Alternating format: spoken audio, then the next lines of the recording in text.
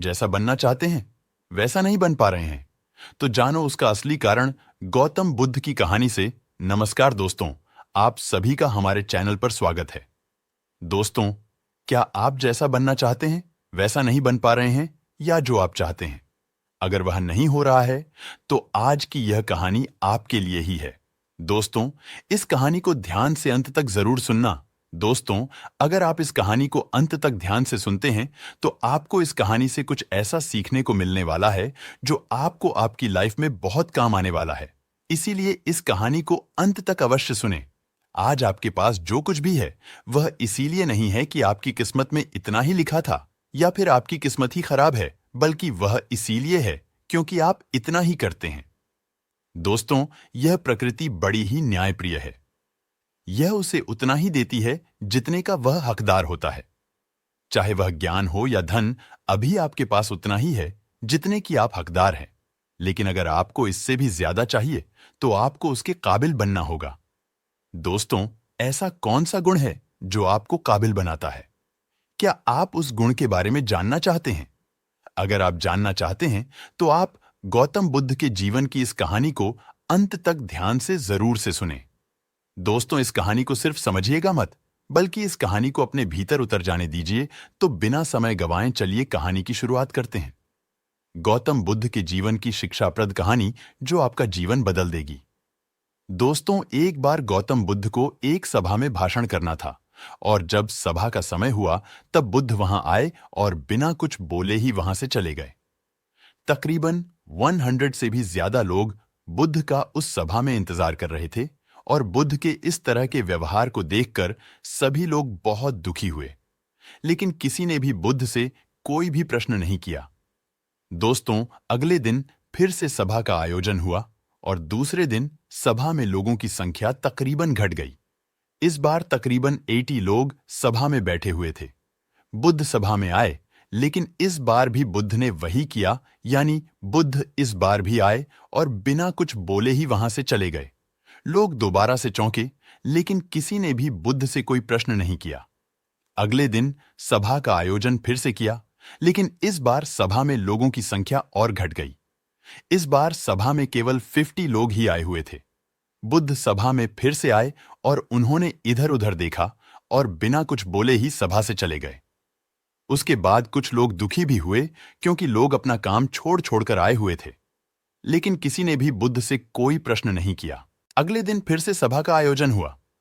दोस्तों, आप लोग जो इस कहानी को सुन रहे हैं, आप में से भी कुछ लोग मन ही मन ये कह रहे होंगे कि अरे, कितनी बार सभा का आयोजन होगा, और आप लोगों को भी इस कहानी को सुनते वक्त इरिटेशन होना शुरू हुआ होगा।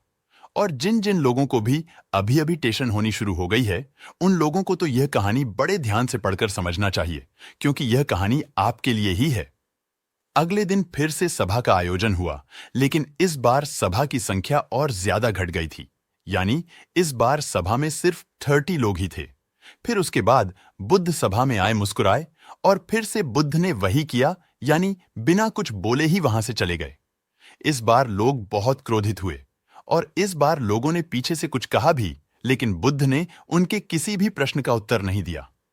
दोस्तों, अगले दिन फिर से सभा का आयोजन हुआ, और इस बार लोगों की संख्या बहुत ज्यादा घट गई थी, यानी इस बार सभा में कुल मिलाकर 15 लोग भी आए हुए थे।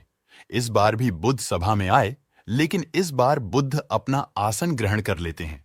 फिर बुद्ध बोले, और बुद्ध ने उन 15 लोगों को उपदेश दिया, और वे 15 लोग ही बुद्ध के अनुयायी बन गए, और आगे चलकर उन 15 लोगों ने ही बुद्ध के ज्ञान को अलग अलग दिशाओं में फैला दिया। फिर एक दिन बुद्ध से किसी ने पूछा कि बुद्धा, आप कई दिनों तक बिना बोले ही सभा से क्यों चले जाते थे? फिर बुद्ध कहते हैं कि मैं उन लोगों को खोज रहा था जो लायक थे, यानी कि पहले दिन 100 से भी ज्यादा लोग आए हुए थे। उसमें से ज्यादातर लोग सिर्फ आए हुए थे, उन्हें इससे कोई भी मतलब नहीं था। वह बस आ गए थे, और उसमें से ज्यादातर लोग सिर्फ देखने और सुनने आए हुए थे कि सभा में क्या होता है। मेरे काम के लोग नहीं थे, क्योंकि वह लोग मेरे ज्ञान को औरों तक नहीं पहुंचा पाते। मुझे तो उन लोगों की खोज थी जो मेरे ज्ञान को जन जन तक पहुंचा सके। कई दिनों तक सभा से बिना बोले ही मैं इसलिए चला गया, क्योंकि मैं यह देखना चाहता था कि वे कौन लोग हैं जिनके भीतर वास्तव में प्यास थी, वे लोग अंत तक जरूर रुके, और जो लोग बस ऐसे ही आ गए थे, वे लोग पहले या दूसरे दिन ही चले गए। जिनके भीतर धैर्य था, उन्हें मुक्ति का मार्ग मिला, और जो लोग जल्दबाजी में थे, वे लोग अब घर में बैठे हुए हैं। सवाल यह नहीं है कि मैं तुम्हें क्या दे सकता हूं, बल्कि सवाल यह है कि तुम क्या ले सकते हो। तुम्हारा पात्र कितना बड़ा है और कितने की तुम हकदार हो। जितने की तुम हकदार हो, उससे ज्यादा तुम्हें नहीं मिलेगा। फिर वह व्यक्ति बुद्ध से पूछता है कि वे बुद्ध लायक कैसे बने। फिर बुद्ध कहते हैं कि धैर्य के द्वारा जिस व्यक्ति के अंदर धैर्य है, वे अपने जीवन में कुछ भी पा सकता है। सभा में जितने भी लोग आए हुए थे, और उसमें से अंत तक वही रुके जिनके अंदर धैर्य था। चाहे तुम्हारे जीवन में तुम्हारा लक्ष्य जो कुछ भी हो, लेकिन बिना धैर्य के सफलता के चरम तक नहीं पहुंच सकते। फिर वह व्यक्ति बुद्ध से पूछता है कि कोई व्यक्ति अपने भीतर के धैर्य को कैसे बढ़ाए। बुद्ध कहते हैं कि निरंतर अभ्यास के द्वारा हम अपने भीतर के धैर्य को बढ़ा सकते हैं।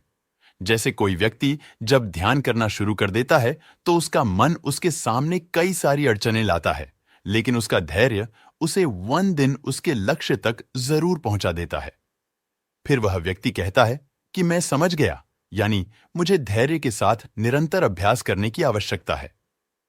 दोस्तों, अब आपको समझ आ गया कि आपके पास वह क्यों नहीं है जो आप पाना चाहते हैं, क्योंकि आप उसके लायक नहीं हैं।